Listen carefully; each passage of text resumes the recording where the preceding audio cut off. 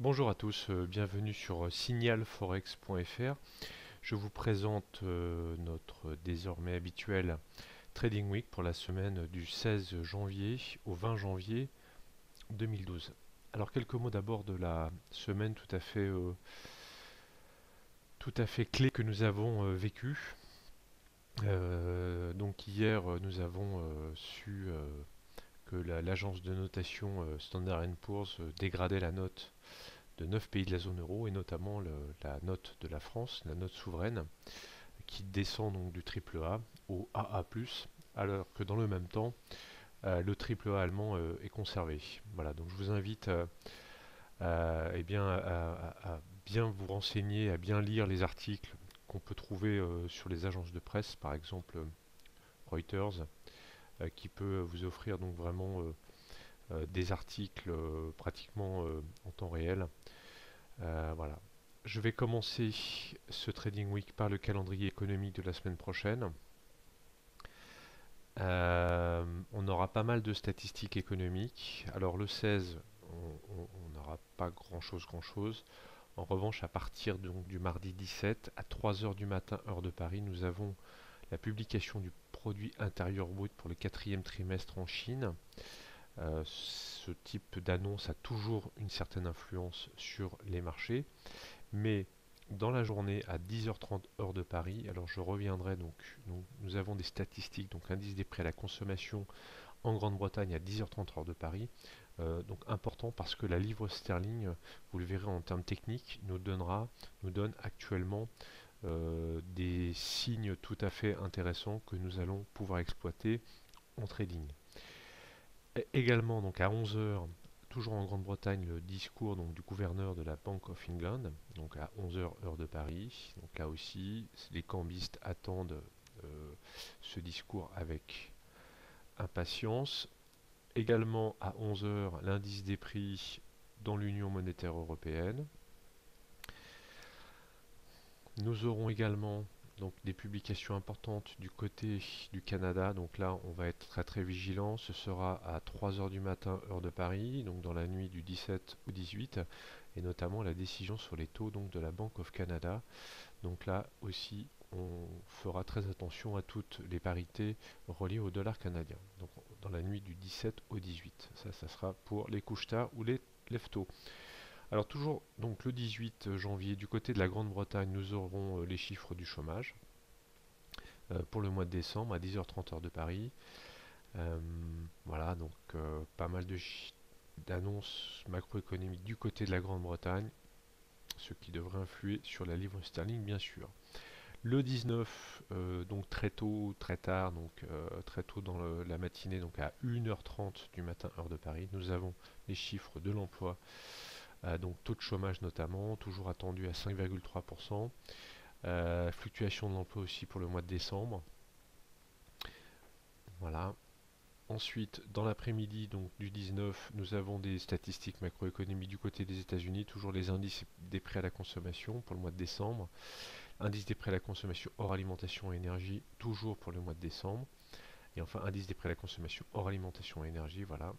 Donc on va suivre donc à 14h30 ces statistiques tout à fait importantes sur l'état de la consommation aux États-Unis. Et puis enfin, pour le vin, là aussi on sera vigilant donc, du côté donc, du Canada, puisqu'à 1h heure de Paris, le vin, nous avons l'indice des prix à la consommation pour le mois de décembre au Canada. Je vais tout de suite passer à l'analyse technique. Alors, je vais commencer comme d'habitude par la parité euro-dollar, qui vraiment, depuis la fin du mois d'octobre, nous donne des signaux de trading très intéressants à exploiter. Donc, je vais répéter un petit peu ce que je vous ai dit dans les précédents Trading Week. Cette parité euro-dollar, donc tout au long de l'année 2011, a connu d'abord une forte tendance haussière, qu'on peut matérialiser ici par un canal haussier. Donc cette tendance haussière a duré donc, de début janvier 2011 jusqu'à 3 mai 2011, et puis on a eu une cassure avec ces deux grosses bougies rouges, donc forte impulsion à la baisse. On est venu casser ce canal, on est venu casser également la moyenne mobile à 20 jours qui fait des miracles actuellement, je reviendrai là-dessus. Et puis on a consolidé comme ça jusqu'à la fin du mois d'août. On est reparti dans une tendance baissière plus affirmée, donc tout au long du mois d'août. Voilà. Et puis enfin au mois d'octobre, on a corrigé dans ce mouvement à moyen terme. On est reparti à la hausse.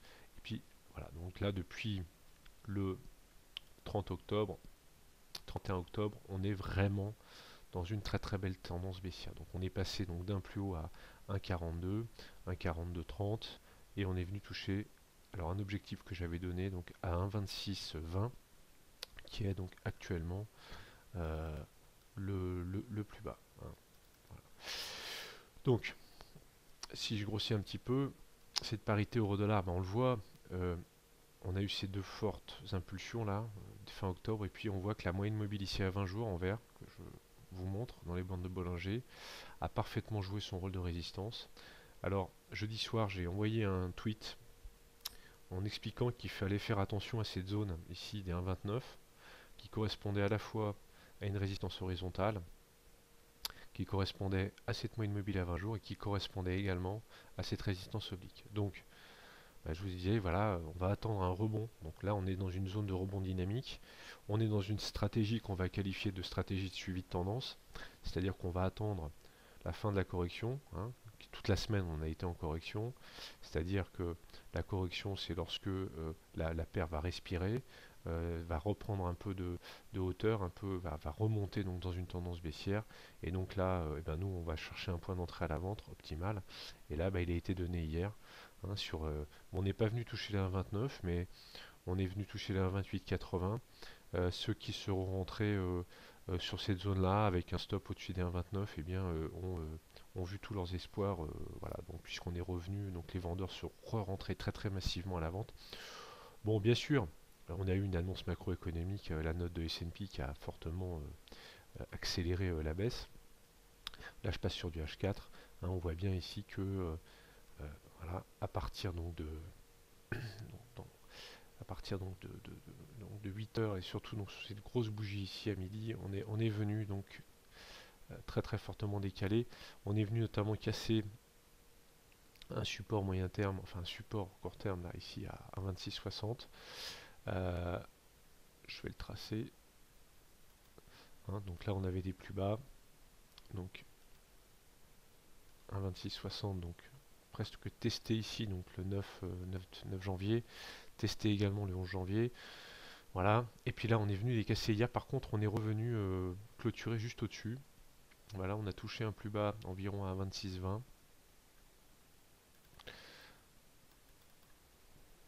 Voilà, donc on reste, si je repasse en délit, toujours baissier sur l'euro-dollar. Là, n'importe comment, je répète, on va privilégier un trading en suivi de tendance. C'est quand même ce qui rapporte le plus de pips, hein. Hier, on a pu facilement faire entre 150 et 200 pips sur la journée. On va passer sur du weekly pour se donner des objectifs. Donc on a un gros support ici sur la zone des 1,26, 1,2570, 1,2620. Voilà, donc ça c'est donc une zone de support qui a été travaillée au mois d'août 2010. Si on venait casser à les 1,2570, donc qui ont été travaillés ici donc au mois d'août 2010, alors là on aurait vraiment le champ ouvert pour redescendre très très bas, avec d'abord un premier take profit sans doute à 1,22, 1,2150, ce qui correspondrait donc à un plus bas travaillé ici, on le voit donc au mois de mai 2010, mais également au mois de juin 2010, et puis après, pourquoi pas envisager un retour sur le dernier plus bas à moyen terme, donc sur les 1,18, 1,19.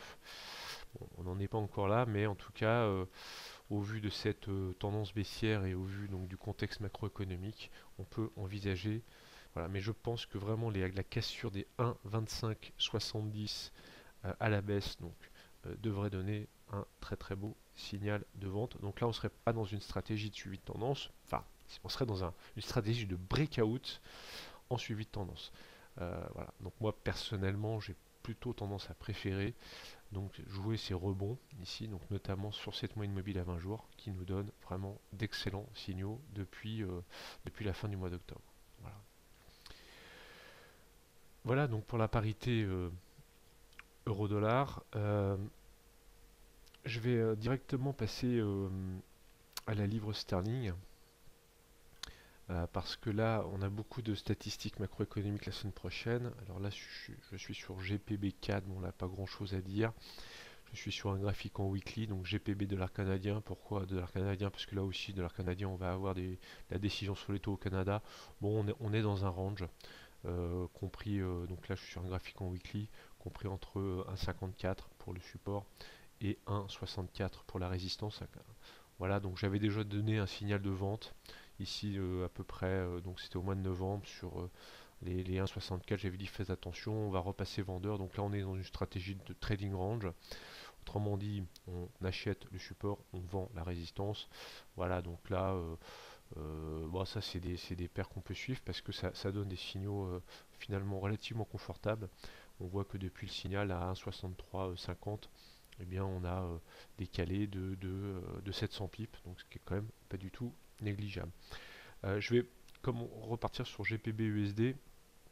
Alors là la situation me semble un peu plus intéressante parce que on est sur un, alors là je suis sur un graphique en weekly.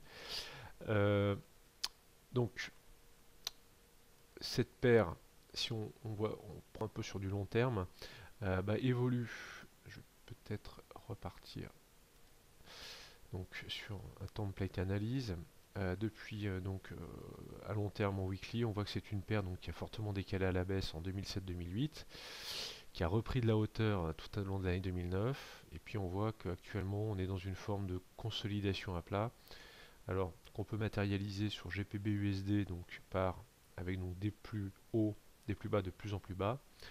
Alors là ce qui est très très intéressant, c'est qu'on voit très bien que nous sommes actuellement en train de tester un support oblique, hein, un support oblique qui a débuté ici, vous le voyez, au mois de janvier 2009, qui a été retesté au mois de mai 2010, et là qui vient jouer un rôle de support. Donc très très intéressant. Alors je vais quand même tracer également une résistance oblique. Donc on voit que la parité GPB-USD évolue dans un triangle d'indécision à long terme. Alors, on voit également que ce triangle marque depuis un certain nombre de semaines, on est dans une zone de congestion de plus en plus forte, qu'on peut matérialiser par une seconde résistance oblique. Voilà, je vais peut-être grossir un petit peu. Et à mon avis, on est là sur un signal, ou en tout cas, je vous invite à surveiller très fortement, notamment avec toutes les statistiques qui vont tomber la semaine prochaine, la paire GPB-USD. Parce que on voit également qu'on a ici un support horizontal à 1,53 environ, qui a été testé et travaillé à plusieurs reprises ici. Donc on le voit au mois de septembre 2010. Alors, on n'est pas venu tout à fait ici tester, donc c'était au mois de décembre 2010. On est revenu travailler support à 1,53 au mois d'octobre 2011. Et enfin, cette semaine, on voit qu'on l'a cassé, mais qu'on est venu clôturer en hebdo au-dessus de ces 1,53. Alors donc pour le moment, on reste vigilant, on patiente. On ne va pas tout de suite passer à la vente. Hein, il aurait fallu qu'on ait vraiment une clôture sous ces 1,53, voire peut-être un peu plus bas, sous les 1,52,50, pour avoir véritablement un signal de vente. Donc, on voit quand même donc, que cette paire là depuis donc le mois d'août 2011 eh bien, a des plus hauts de plus en plus bas, donc matérialisé par cette résistance oblique, et que on vient maintenant buter sur 53 qui constitue vraiment un support clé, d'autant, je le répète, que nous avons un support oblique qui vient confirmer en second lieu donc ce support horizontal à 1,53. Donc si on venait décaler par le bas, autrement dit, on aurait eu cette consolidation assez longue dans ce triangle d'indécision donc depuis l'année 2009. Donc on aurait eu une zone, donc cette consolidation aurait été un moment d'accumulation si on repartait à la baisse. Hein, c'est-à-dire que les vendeurs reprennent en quelque sorte des forces et puis repartent à l'assaut, hein, et se mettent à revendre massivement de la livre sterling. Moi, ce qui me semble intéressant, c'est que si on reporte le plus bas ici à 1,35 qui a été travaillé au mois de janvier 2009 et le plus haut à 1,70 travaillé au mois d'août 2009, on aurait 3500 pips ici d'objectifs potentiels si on venait casser à la baisse, puisqu'on va reporter la base de ce triangle d'indécision comme TP. Hein. Donc si on repart sur la 53, on aurait 3500 pips d'objectifs. Voilà, donc là c'est vraiment sur du long terme. Hein. On voit bien ici qu'on aura n'importe comment d'abord deux supports, donc un premier support à 1,42 et un second support à 1,35. Voilà, mais vraiment la livre sterling euro USD me semble vraiment une paire qui va offrir une très belle opportunité de trading si ce n'est pas si c'est pas la semaine prochaine, dans les semaines à venir. Voilà. Je vais également évoquer avec vous GPB Yen qui se trouve un petit peu dans une situation similaire. Alors GPB Yen c'est une paire. Donc là je suis sur un graphique en weekly qui de la même manière en 2007, 2009, 2008 donc c'est véritablement effondré. Donc la livre face au yen. On a eu à partir donc de novembre 2008 une phase de correction à la hausse et puis alors un petit peu différemment donc, de la livre sterling, on voit que cette paire évolue dans une belle tendance baissière matérialisée par ce canal baissier. Donc depuis, on le voit donc là il y a eu un beau double top ici donc avec un plus haut en weekly donc à 162, 163 pardon. Donc on est venu faire un double top et puis on est reparti donc dans cette tendance baissière. Voilà donc ce qui est intéressant ici, c'est que cette tendance baissière est venue donc s'échouer sur un support à 117. Voilà, donc c'était là. Je vais grossir un petit peu.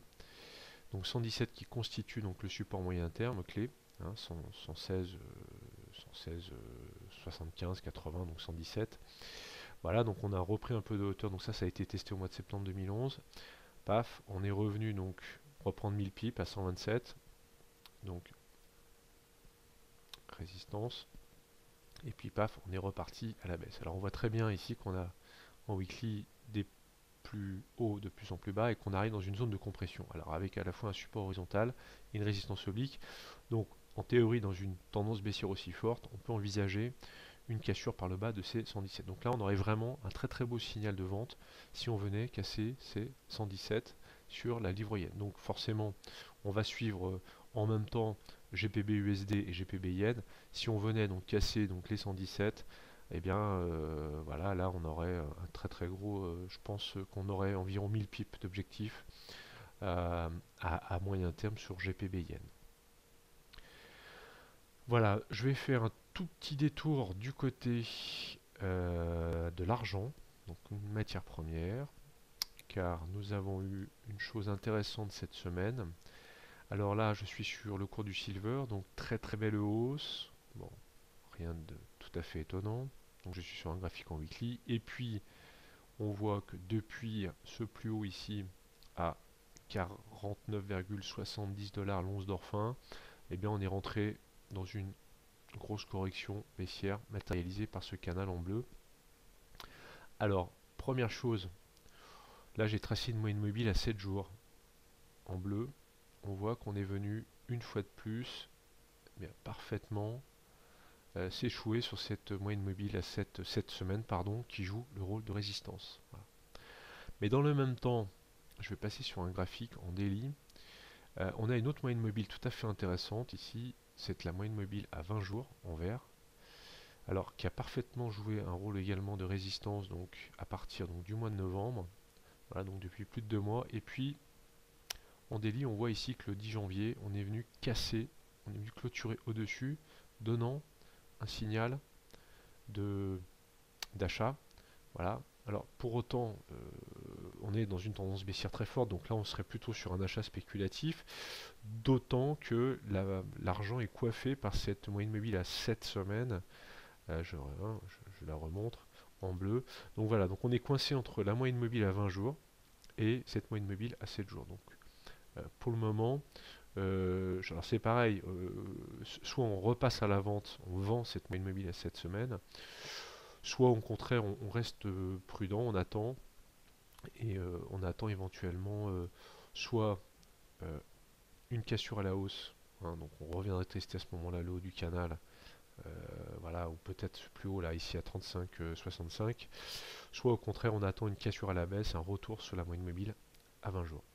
Peut-être également tracer une moyenne mobile à 50 périodes qui pourrait sans doute nous donner des signaux intéressants. Je vais enlever l'autre en bleu, si j'y arrive bien sûr. MetaTrader, c'est souvent un petit peu compliqué. Bon, je vais pas y arriver, tant pis. Donc moyenne mobile à 50 périodes, là, celle-ci là en bleu. Donc alors, on pourrait envisager voilà, qu'on ait un retour ici sur cette moyenne mobile à 50 jours, autrement dit, qu'on revienne tester ici les 31$, 31,20$, 31$. Voilà. Mais écoutez, voilà, je vous souhaite une bonne semaine prochaine. Alors je vous rappelle que nous allons enfin lancer signalforex.fr lundi, donc 2 jours, 10 heures, 30 minutes, 58 secondes. Vous allez voir, il y aura plein de choses. Alors, on va surtout commencer par ouvrir un forum qui sera entièrement dédié à l'analyse technique et à l'analyse fondamentale, mais également au trading. Vous serez vraiment les bienvenus. On attend que vous veniez vous inscrire, c'est totalement gratuit. Là, on sera vraiment là pour créer une communauté de traders, alors à la fois chevronnés, expérimentés, mais aussi de traders qui sont là, qui sont débutants. Donc vous pourrez ouvrir votre trading book qui nous permettra donc de suivre vos positions, de suivre vos analyses. Vous pourrez également poster des analyses sur le forex, sur les indices, sur les matières premières. Donc vous pouvez d'ores et déjà vous inscrire en rentrant votre adresse mail. Et vous pouvez aussi nous rejoindre sur signalforex.fr, sur Facebook. Alors là, par exemple, hier on a eu un échange assez important sur l'euro-dollar, hein, on a suivi cette paire, on avait donné un signal de vente. Voilà, donc vous pouvez également nous rejoindre sur Facebook. Je vous souhaite une bonne semaine de trading et puis avant cela un très bon week-end. Au revoir.